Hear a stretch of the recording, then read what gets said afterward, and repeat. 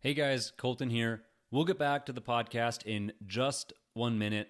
I just wanted to let you know that my new book, 24 Rules of Masculinity, is officially out. If you've been resonating with the topics we've hit on in this podcast, discipline, purpose, identity, what it means to be a man today, this book was built for you. It's a straight talking guide packed with hard lessons, biblical principles, and the kind of clarity that I think a lot of us are starving for.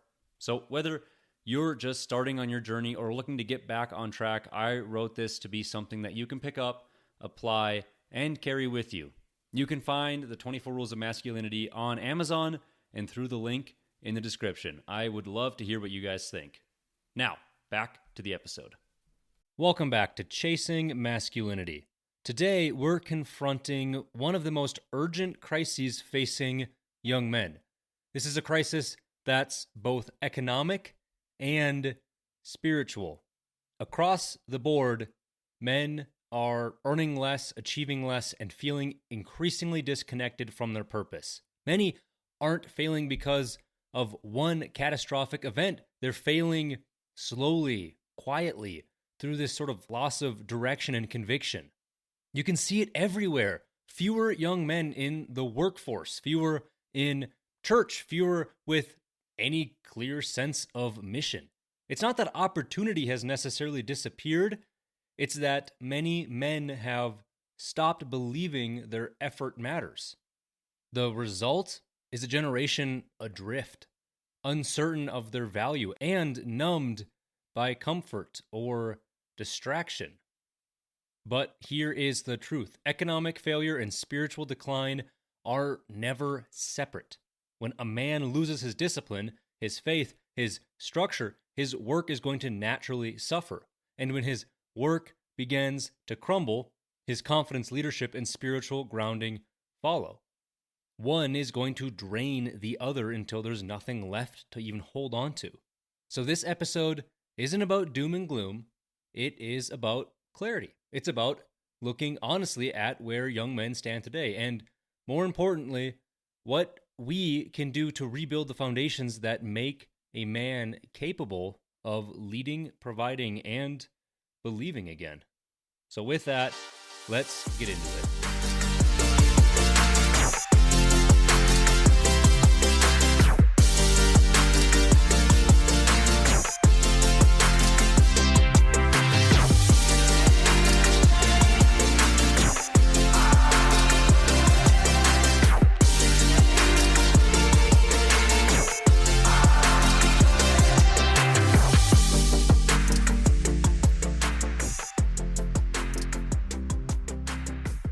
I want to start by looking at some key economic trends and some of the data that go along with this. First, there is the labor market participation decline. So there is a trend that's happening in the labor market where labor force or the workforce participation among young men, that would be ages 25 through 34, so young men, has steadily dropped from roughly 92-ish% in the early 2000s to 88% in 2024. This is a representation of millions, literally millions of men who have voluntarily or involuntarily stepped out of the workforce. There is a slow decline that signals some sort of disengagement. And this doesn't necessarily coincide with a lack of opportunity. Now, who is being hit the hardest with this? It is men without a bachelor's degree have seen the most dramatic drop in participation and in income potential, which is really sad because that in no way coincides with any level of a bachelor's degree or any sort of university degree having any sort of influence and importance in the workforce. In fact, it's the opposite. It's just a big check you have to write to get your name on a piece of paper that doesn't guarantee you anything. And yet, those without that piece of paper, or at least a bachelor's degree, are still seeing this dramatic drop. So the necessity of college is decreasing, but so is the employment of people who don't go to college.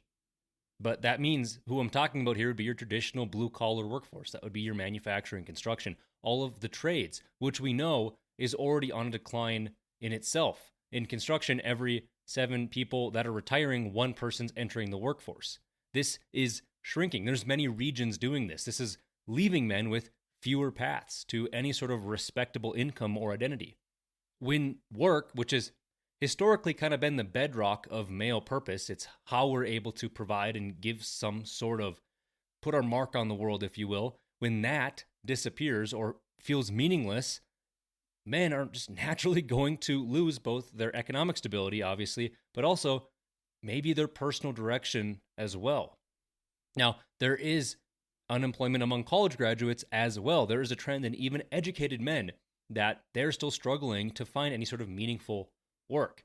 Men with a bachelor's degree, and this is again ages roughly 23 through 30, face about a 6% unemployment rate compared to only 3.5% for women who have the same education.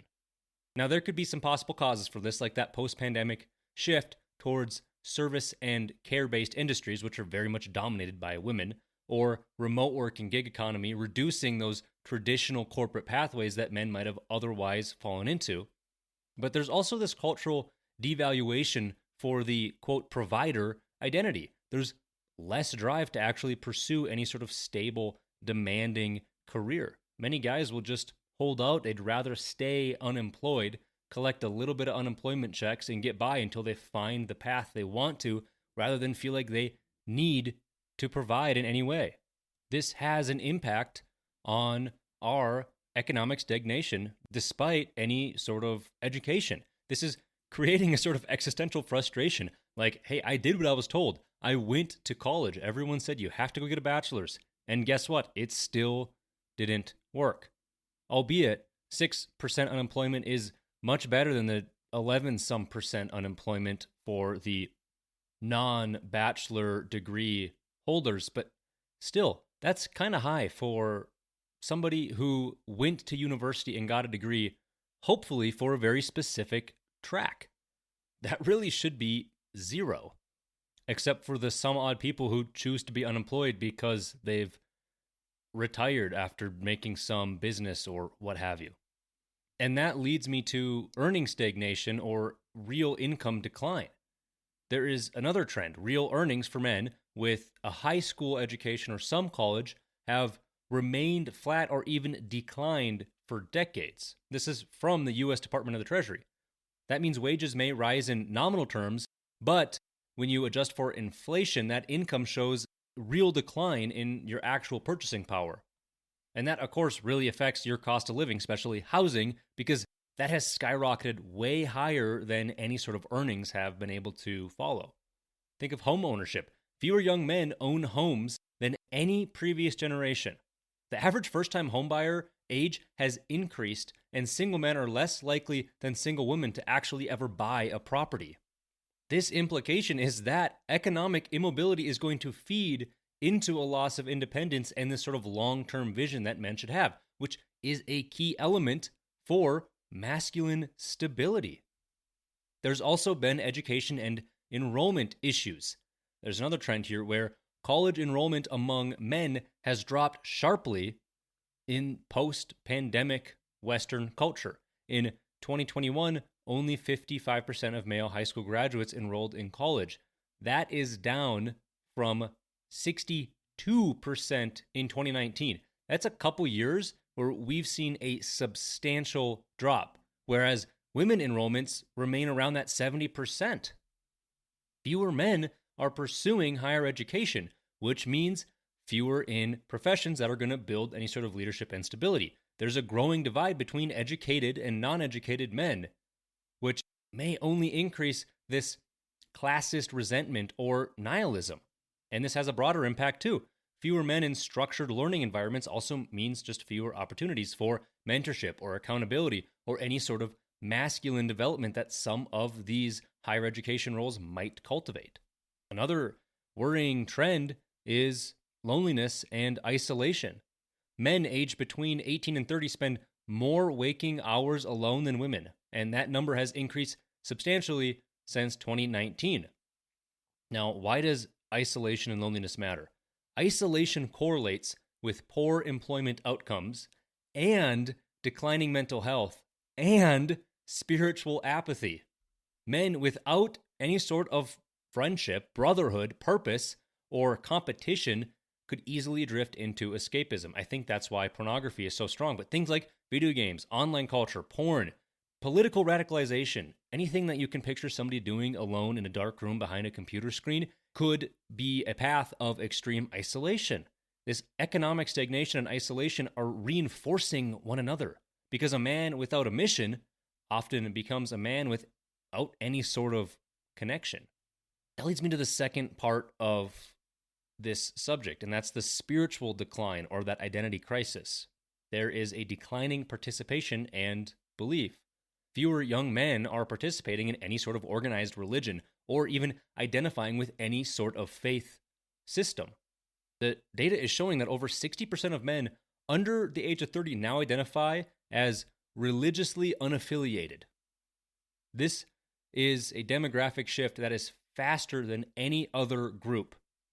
The implication here is clear. There is a loss of moral and spiritual frameworks that are going to remove this sort of purpose and identity or accountability from your life. Men no longer see themselves as protectors or providers or spiritual leaders. These roles once reinforced in faith communities. The search for meaning versus having any sort of structure. Many young men want purpose. They just lack any sort of framework to actually sustain it.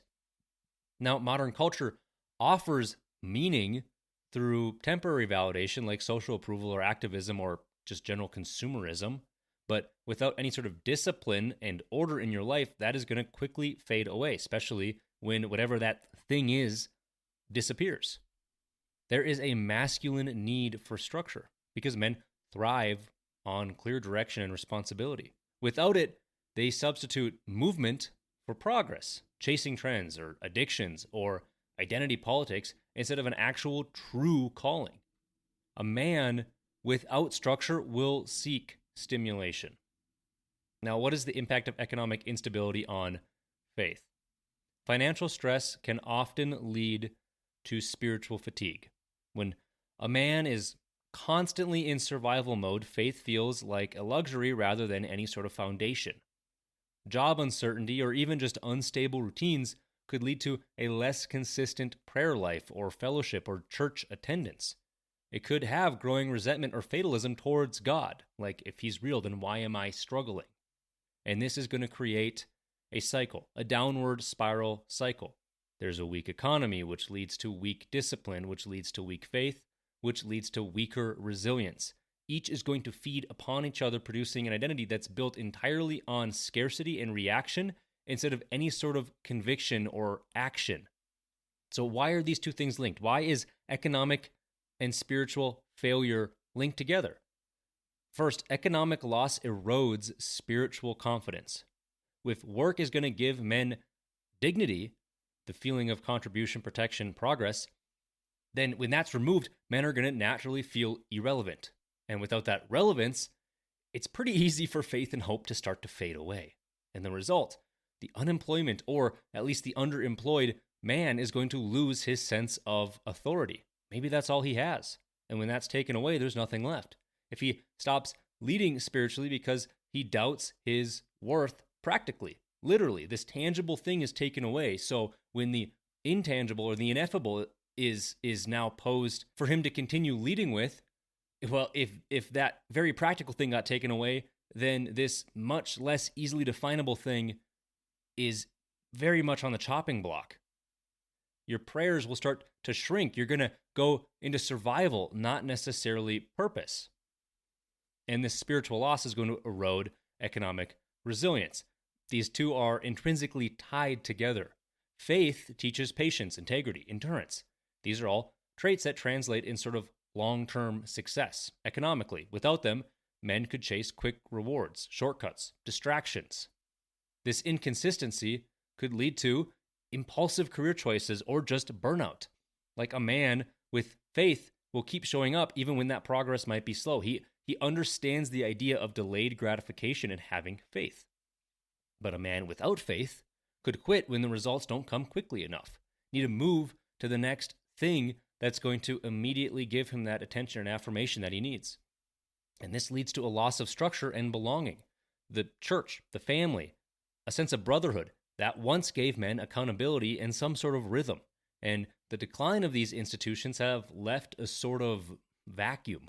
Men now find belonging in online tribes like 4chan in your political group, or these ideologicals, or even nihilistic friend groups or Twitter groups where everybody can kind of feed off of each other's negativity.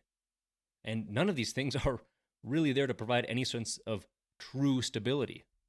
The masculine identity used to be forged through labor and faith and community, but now it's fragmented. It's scattered across social media or temporary validation, or again, this consumer identity where you put your value into how much you have.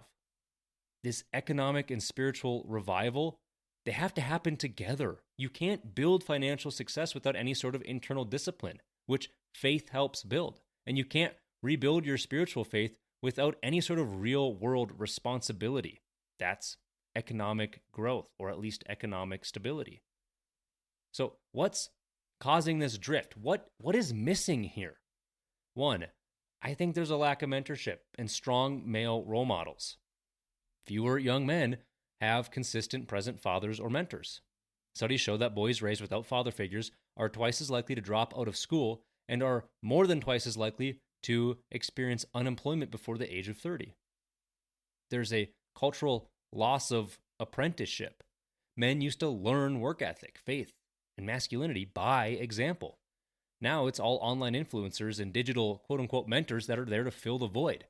But what are they going to do? They're going to do the thing that gets the most clicks, that gets the most views, that gets their voice out there the most. And that often promotes things like anger or materialism or victimhood instead of any sort of virtue. Think of how many masculine online influencers you've seen that promote things like this external strength, like money and status or going to the gym, but are neglecting any sort of character or faith. This is an imitation of masculinity, so it sells well, but it's not the real thing. The second thing that I think is missing here is an education system that is failing to prepare any sort of meaningful work. Schools emphasize this academic conformity and credentialism over any sort of practical skills. This might set you up to go to college, but there's a lot of career paths that don't need that. Like vocational programs and trades that have been stigmatized. They've been seen as lesser than college, even though skilled trades pay 20 to 30% higher than many entry-level degrees. Think of an electrician or a welder or any sort of HVAC specialist. They will often out-earn bachelor grads in any sort of liberal arts or social sciences. Men who graduate educated but are unemployable are equipped for ideology, but not any sort of productivity. They're not going to ever be able to give back to the system that put them there. The school systems train compliance, but not confidence. The third thing that I think is missing is there's a cultural messaging that devalues hard work. Modern culture glorifies comfort, instant gratification, and this sort of soft success. That's fame, luxury, online validation. The virtue of suffering well has been replaced with the idol of just feeling good. Social media reinforces laziness as self-care and glamorizes ease over any sort of discipline. That quote, hard times create strong men create good times create weak men. This cycle is now visible. Many young men have been raised in an abundance and now have lost any sort of hunger to endure the hardship that's needed to be a man, to build up the strength. This is why so many men are opting for these short-term dopamine hits like gaming, social scrolling, temporary thrills instead of any sort of long-term growth. Now, the fourth thing that I think is causing us to drift, or what's missing, is the isolation, both in your social environment but also your relational environment. Modern men live disconnected from brotherhood. According to the Survey Center on American Life, 1 in 5 men report having no close friends. That is double the rate from the 1990s. And without that, you have no accountability or peer challenge. That's just going to naturally soften men because that real growth, it requires competition and correction and a sort of camaraderie, none of which are going to really exist well online. And men who lack brotherhood are going to drift into those forms of escapism, like the pornography or ideology or that victimhood culture. Compare this to the stability of men who belong to a men's group or a gym community or just even a gym bro or a church fellowship versus those who live entirely in isolation. There's going to be a clear difference in the discipline built over time. Now, the final thing that I think is causing this drift or what is missing is spiritual neglect. The spiritual disciplines that build endurance, such as prayer and scripture and worship and community, have been replaced by productivity and distraction.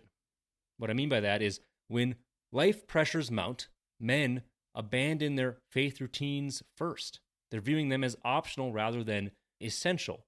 Whereas how it should be framed is that's your core, that's your foundation, that's the last thing that should fall. When you have nothing else, you should be able to fall on that.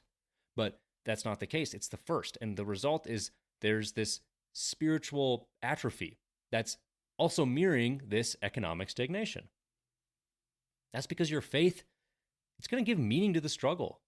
Without it, hardship feels meaningless. That's why so many men are falling into nihilism. Economic drift begins when men forget why they're working. Spiritual drift begins when men forget who they're working for. So, what are some practical steps to turn this around? The first is to reestablish the non-negotiables. Identify 3 pillars of faith for your masculine life. I have 5, but it could be faith or work or family. Then write them down. Define your specific habits for each one. That could be faith, daily scripture and prayer time, or church involvement, or for work, consistent excellence, or no coasting or half effort. Or your family, you protect your time, your presence, and the peace in the home. Every decision then can filter through these non-negotiables. If it weakens one of them or is outright against it, then it's a clear no. It would be like saying no to weekend overtime if you needed to preserve your family time, or saying yes to weekend overtime if you know that you are in a period of economic instability. The next would be to build a skill or some sort of trade mastery. This economic reset starts with some sort of competence. You have to be competent in something tangible, marketable, and disciplined.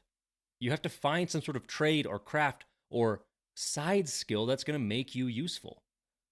Even if it's not relatable to your job or how you're making money, I still think that there is plenty of benefits to having this sort of secondary physical skill, like woodworking or mechanics or electrical work. It could just be coding too. Skills that generate some sort of value and confidence. You might actually be able to turn these into something tangible, but if not, they're going to result in making a more disciplined version of yourself.